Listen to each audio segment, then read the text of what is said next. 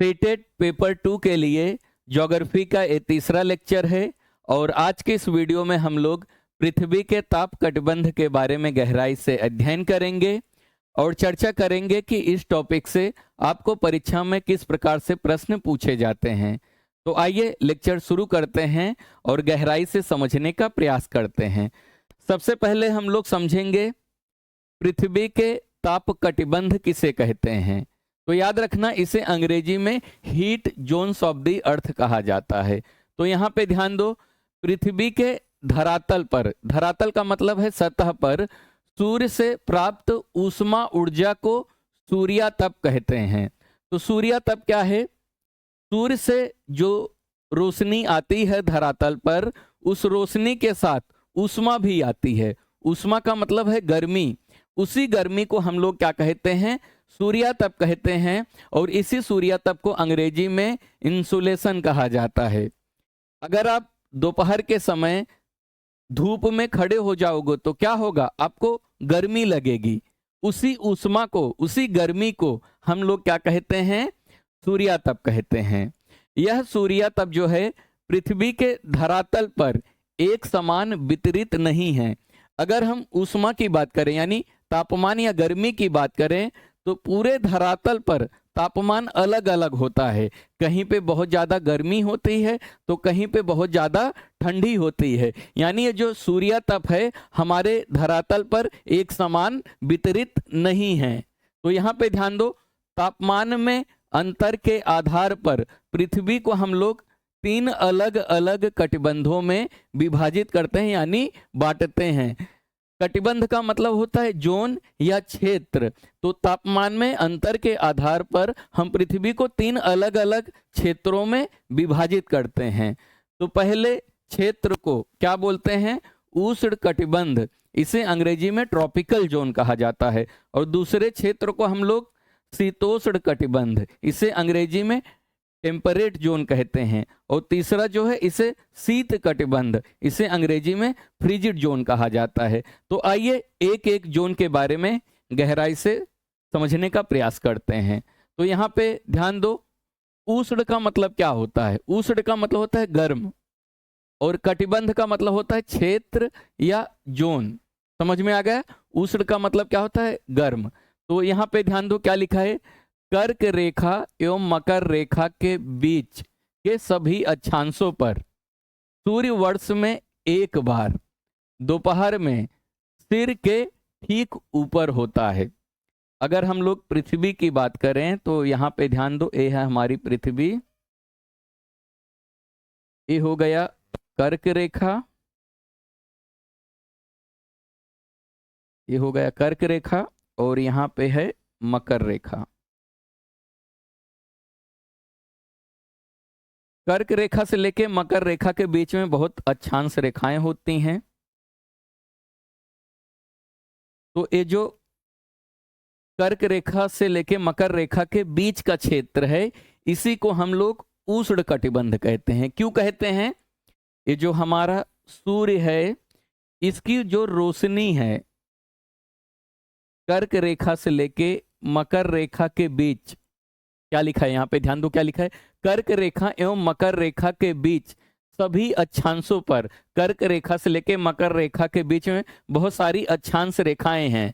तो कर्क रेखा से लेके मकर रेखा के बीच सभी अक्षांशों पर सूर्य जो है वर्ष में एक बार, साल में एक बार दोपहर में सिर के ठीक ऊपर होता है।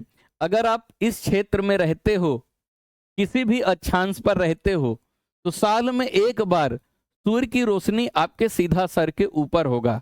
इसका मतलब क्या है? जो सूर्य की रोशनी है इन क्षेत्रों में साल में एक बार कभी ना कभी सभी अक्षांशों पर सीधी यानी लंबवत पड़ती है, जिसके कारण इस क्षेत्र में सूर्य की रोशनी सबसे ज्यादा मिलती है। जब इस क्षेत्र में सूर्य की रोशनी सबसे ज्यादा मिलेगी तो ये वाला क्षेत्र क्या हो जाएगा? गर्म हो जाएगा। इसीलिए इस क्षेत्र को हम लोग क्या कहते हैं? उष्ण कटिबंध कहते हैं। और एक बात याद रखना, इस क्षेत्र में सबसे अधिक ऊष्मा प्राप्त होती है। तो सबसे अधिक ऊष्मा किस क्षेत्र में प्राप्त होती है? उष्ण कटिबंध क्षेत्र में। कहां से? कर्क रेखा से लेके मकर रेखा के बीच में। क्यों? क्योंकि सभी अक्षांशों पर सूर्य जो रहेगा साल में एक बार ठीक सर के ऊपर होगा, यानी सूर्य की रोशनी सीधी पड़ेगी, लंबवत पड़ेगी, जिसके कारण इस क्षेत्र में सबसे अधिक गर्मी पड़ती है। इसीलिए इसे क्या कहा जाता है? उष्ण कटिबंध कहा जाता है। अब हम समझेंगे शीतोष्ण कटिबंध, टेम्परेट जोन क्या होता है। सबसे पहले आप शीतोष्ण का मतलब समझो। शीतोष्ण का मतलब होता है मध्यम या मीडियम। कटिबंध का मतलब होता है क्षेत्र या जोन। तो यहां पे ध्यान दो, उत्तरी गोलार्ध में कर्क रेखा से लेकर उत्तरी ध्रुव वृत्त तक तथा दक्षिणी गोलार्ध में मकर रेखा से लेकर दक्षिणी ध्रुव वृत्त के बीच वाले क्षेत्र का जो तापमान है वो कैसे रहता है? मीडियम यानी मध्यम रहता है। इसलिए इन्हें शीतोष्ण कटिबंध कहा जाता है। तो शीतोष्ण कटिबंध क्या है? तो यहां पे ध्यान दो,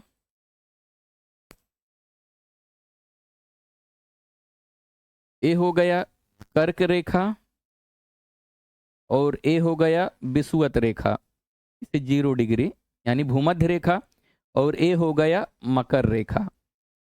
कर्क रेखा के बाद यहाँ पे एक रेखा और है जिसे हम लोग आर्कटिक वृत्त भी कहते हैं, नहीं तो इसे हम लोग जो है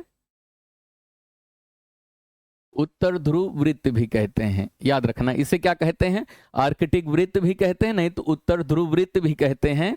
और इसे हम लोग, एक कर्क रेखा है और एक उत्तर ध्रुव वृत्त है। उसके बाद यहां पे है मकर रेखा। मकर रेखा के बाद यहां पे एक रेखा और है, इसे हम लोग क्या कहते हैं? इसे हम लोग दक्षिण ध्रुव वृत्त। उत्तर की तरफ है तो उत्तर ध्रुव वृत्त और दक्षिण की तरफ है तो दक्षिण ध्रुव वृत्त। तो ए वाला भाग, उत्तर की तरफ ए वाला भाग और दक्षिण की तरफ ए वाला भाग, है ना? क्या लिखा है? कर्क रेखा से लेके उत्तर ध्रुव वृत्त तक और मकर रेखा से लेके दक्षिण ध्रुव वृत्त तक सूर्य की जो किरणें हैं इस जगहों पर तिरछी पड़ती हैं। रोशनी सीधी नहीं, तिरछी पड़ती हैं। जैसे यहाँ पे मैं सूर्य बनाऊंगा तो कर्क रेखा से लेके मकर रेखा तक सूर्य की किरणें कैसी पड़ती हैं? सीधी पड़ती हैं। और इन वाले क्षेत्रों में सूर्य की किरणें जो हैं कैसी पड़ती हैं? तिरछी पड़ती हैं। यहाँ पे देख रहे हो पृथ्वी कैसा है? कर्विंग है, यानी मुड़ा हुआ है, जिसके कारण इन क्षेत्रों में सूर्य की किरणें कैसी पड़ती हैं? तिरछी पड़ती हैं, जिसके कारण यहाँ पे बहुत अधिक उष्मा यानी गर्मी नहीं प्राप्त होता है। तो यहाँ और यहाँ का तापमान क्या होता है? मध्यम होता है। तो इसलिए इस जोन को, इस क्षेत्र को क्या कहा जाता है? शीतोष्ण कटिबंध कहा जाता है। तो फिर से एक बार समझो, क्या लिखा है? उत्तरी गोलार्ध में ये 0 डिग्री जो रेखा है, ऊपर वाले भाग को उत्तरी गोलार्ध और नीचे वाले भाग को हम लोग दक्षिणी गोलार्ध कहते हैं।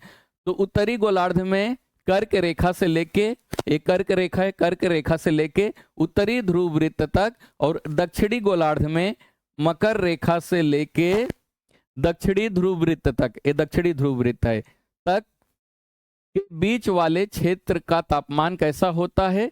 मध्यम होता है। मध्यम यानी मीडियम होता है, न ज्यादा गर्म होता है न ज्यादा ठंडी होती है। इसलिए इसे क्या कहा जाता है? शीतोष्ण कटिबंध कहा जाता है।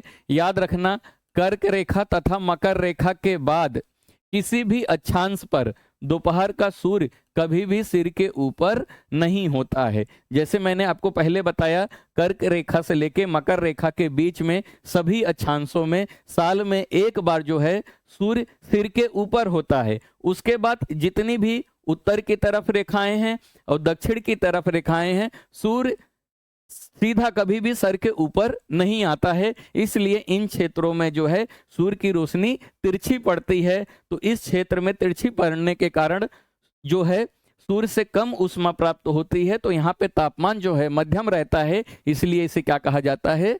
शीतोष्ण कटिबंध कहा जाता है। ठीक है, अब हम समझेंगे शीत कटिबंध क्या होता है। शीत का मतलब होता है ठंडा, कटिबंध का मतलब होता है क्षेत्र या जोन। इसे अंग्रेजी में फ्रिजिड जोन कहते हैं। तो ध्यान दो, उत्तरी गोलार्ध में उत्तर ध्रुव वृत्त से लेकर उत्तरी ध्रुव तक तथा दक्षिणी गोलार्ध में दक्षिण ध्रुव वृत्त से लेकर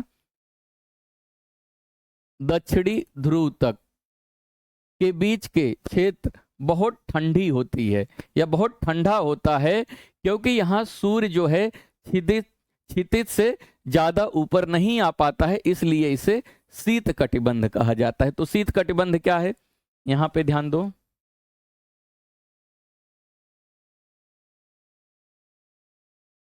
एक रेखा यहाँ पे है, इस रेखा को क्या कहेंगे, उत्तरी ध्रुव वृत्त, और यहाँ पे क्या है, उत्तरी ध्रुव है, और यह है दक्षिणी ध्रुव, और एक रेखा यहाँ पे है। तो इस वाले क्षेत्र में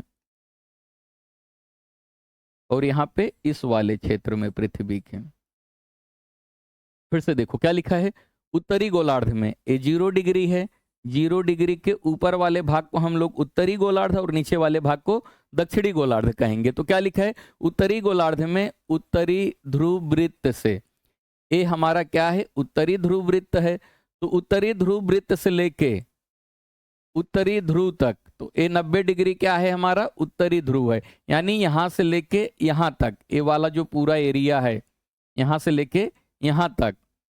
और दक्षिणी गोलार्ध में यहां से लेके यहां तक, यानी ये जो पूरा एरिया है, क्या लिखा है, दक्षिणी ध्रुव वृत्त से लेकर दक्षिणी ध्रुव के बीच के क्षेत्रों में क्या होता है, बहुत ठंड होती है, क्योंकि यहाँ जो सूर्य की किरणें हैं वो क्षितिज यानी इससे ज्यादा, यहाँ से सूर्य की किरणें ऊपर आसमान में निकल जाती हैं, तो जिसके कारण इन क्षेत्रों में सूर्य की रोशनी नहीं पहुंच पाती है। जब सूर्य की रोशनी इन क्षेत्रों में नहीं पहुंचेगी तो यहाँ पे क्या होगा, बहुत ज्यादा ठंडा होता है, यहाँ पे बर्फ जमा होता है, बर्फ जमा होने के कारण ये क्षेत्र जो है काफी ठंड होता है, इसलिए इसे क्या कहा जाता है, इसे शीत कटिबंध जोन कहा जाता है। अब हम समझेंगे परीक्षा में आपको इस टॉपिक से किस प्रकार से प्रश्न पूछे जाते हैं। तो सीटेट पेपर 2 में आपको 3 जनवरी को 2022 में इस टॉपिक से प्रश्न पूछा गया था। क्वेश्चन क्या है, निम्न विशेषताओं से पृथ्वी के ताप कटिबंध की पहचान कीजिए।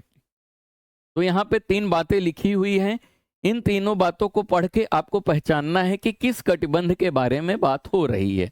तो ध्यान दो, दोपहर का सूर्य कभी सिर के ऊपर नहीं होता है, इन क्षेत्रों का तापमान मध्यम होता है।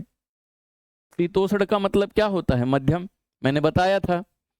तीसरा बात क्या है, ये उत्तरी गोलार्ध में कर्क रेखा एवं उत्तरी ध्रुव वृत्त तक, अभी मैं यहां पे बना रहा हूं,